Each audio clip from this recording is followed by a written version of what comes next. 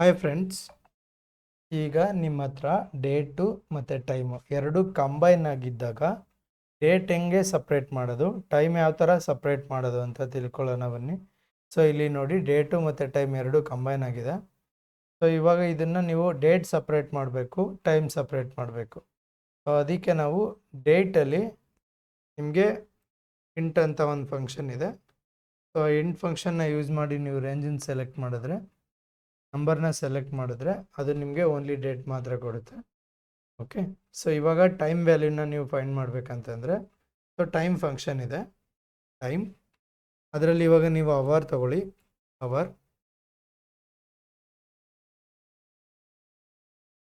ಆಯ್ತಲ್ವಾ. ಮತ್ತು ಮಿನಿಟ್ ತಗೊಳ್ಳಿ, ಮಿನಿಟ್. ನೆಕ್ಸ್ಟು ಸೆಕೆಂಡ್ಸ್ ತಗೊಳ್ಳಿ, ಸೆಕೆಂಡ್ಸ್.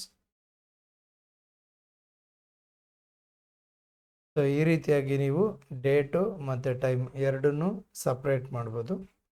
ವಿಡಿಯೋ ಇಷ್ಟ ಆಗಿದರೆ ಲೈಕ್ ಮಾಡಿ, ಇಷ್ಟ ಆಗಿಲ್ಲ ಅಂದರೆ ಡಿಸ್ಲೈಕ್ ಮಾಡಿ. ವಿಡಿಯೋ ಶೇರ್ ಮಾಡಬೇಕನ್ಸಿದ್ರೆ ಶೇರ್ ಮಾಡಿ, ಹಾಗೆ ಕಮೆಂಟ್ ಮಾಡೋದನ್ನು ದಯವಿಟ್ಟು ಮರಿಬೇಡಿ. ಧನ್ಯವಾದಗಳು.